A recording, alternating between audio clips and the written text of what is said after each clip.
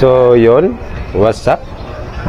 Welcome back sa akin channel, no, mga idol, no. So today's video, no, mga idol, no, bali may pupuntahan tayong isang kaibigan, no, sa isang nakakalungkot na pangyayari, no, mga idol. Natanggap nating balita na siya raw ay nasangkot sa isang road rage at siya po ay nadisgrasya, no. Kaya pupuntahan natin siya, no, mga idol, at kukumustahin natin. Samahan nyo kami, mga idol. Let's go.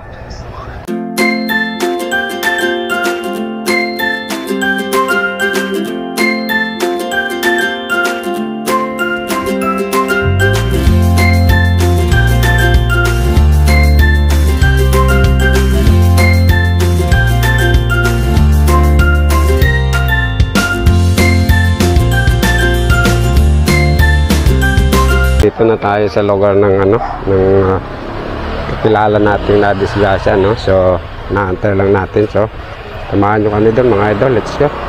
Nakala na kayo dito?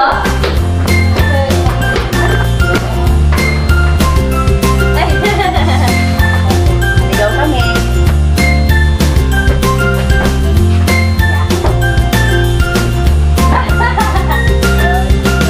Nabay, mas nabay.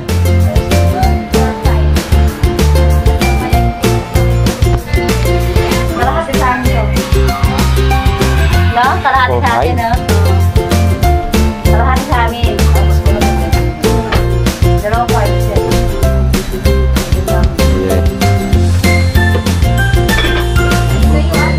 Ha?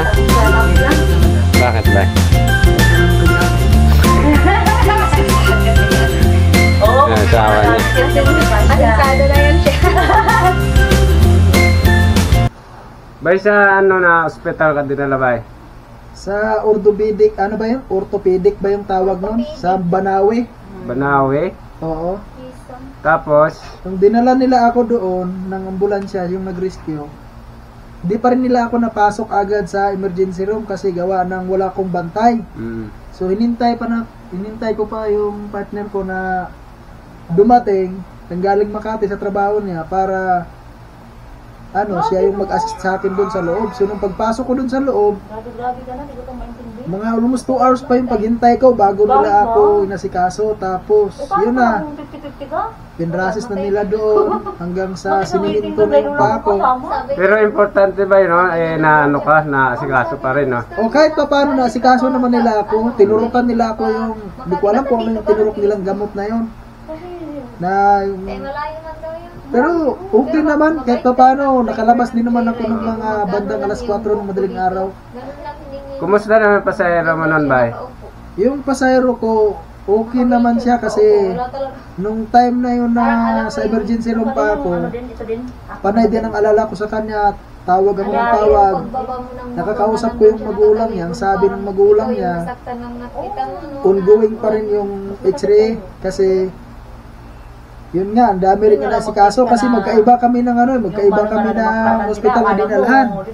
Yung sa pasahero ko sa Ace Avenue Hospital dinala, ako naman sa orthopedic. Iyak yan. Kumusta yung mo ba, yung sa motor mo? Anong plano sa nakabangga? Ang yung naging kasunduan namin doon sa nakabangga, yung motor ko, papalitan naman niya base doon sa third party na insurance. Oo. Oo. Tsaka yung kung ano yung medical supply ko, sasagutin naman niya base doon sa kasunduan namin, sagutin naman niya lahat ng mga hiling ko. Okay naman siya doon.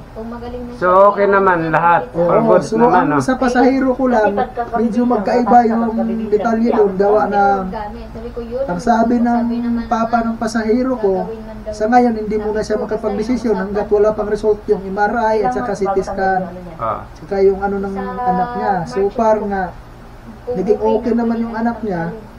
So ngayon, nag-chat sa akin yung anak niya na magdidemanda daw siya doon sa bumangga sa amin na expander. So sa nangyari sa'yo ba, anong plano mo after mong gumaling? Babalik ka pa sa biyahe? Oo, babalik ako pag halimbawa kapag naging okay naman at tumupad naman siya sa usapan na ibalik niya na sa akin yung motor, napalitan na Kaya hindi niya, pa namin alam na- kapag gumaling na rin ako, babalik pa rin naman ako. Kasi siyempre, diyan din tayo nagkukuha ng pangkabuhayan natin eh. Pagbalik namin Hindi ka naman na hindi ka naman nadala or na Actually, bago man tayo pumasok sa bilang angkas rider, alam na natin yung mangyayari sa buhay kalsada. Kasi kahit saan man tayo mapunta, kapag oras natin ng kamalasan, magkakaroon talaga tayo ng pagsubok. Oo, So tama. para sa akin, hindi pa yan- isa lang to sa mga pagsubok na binigay sa akin at pasalamat pa rin naman ako ni Lord kasi kahit pa paano, sa ganung pangyayari, binigyan pa rin naman ako ng pagkakataon na pangalawang buhay. muling magiging aral lang sa akin. Oo. na Kahit anong ingat mo, pag disgrasya na talaga ang dumating sa buhay mo talagang may ilan siya sa hipag. yun ang hindi mo maiwasan, kailangan mo na lang talagang tanggapin. Meron ka ba ba na pwedeng ibigay na tips para sa mga kapatid nating mga biker? May share ko lang sa kapwa natin riders. Basta, May ilan siya. bago umalis, kailangan lang magdasal at Correct. magtiwala sa Wala man Panginoon. kasi mag-aalala. Tama, tama. At lagi natin isipin na may pamilyang naghihintay sa atin habang tayo naghanap buhay sa kalsada.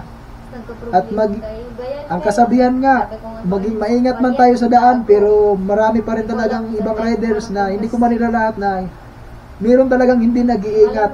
Kaya hanggat Kamuti, maaari, Kasi hindi, sabi ko, hindi kung naman kaya ako natin pumasok. iwasan yung mga ganong bagay, Wala na siya kung mag-ingat na lang talaga sa kalsada. So sa huli, no, Kasi, importante pa rin talaga ang mag-ingat, no? Oo, ang pinaka number one, ang gagawin, magdasal at manalig sa Panginoong Diyos. Kasi yun lang, siya lang ang nakakaalam ng lahat sa bawat galaw natin. So hanggang boy, no, sana gumaling ka na kagad, no, para makabalik sa Oo, sana, yun lang trabaho, talaga no? ang hiling ko. Kung pwede nga lang talaga na maapa ko na yan. Medical, 60 days. Basta't may motor lang, babalik ulit ako sa trabaho ko. Kasi ayaw ko rin naman umasa sa mga pinangako sa akin ng bumangga sa akin. Ayaw ko rin naman umasa doon kasi siyempre, tao lang din ako. Gusto ko rin talaga na magkaroon ng sariling kita. So yun, no, mga idol, isang paalala sa ating mga kapatid na biker, no. Lagi po tayong mag-ingat at hanggang dito na lang tong video natin, mga idol. So salamat po sa pagsama at mag-ingat po tayo at God bless po. Thank you po.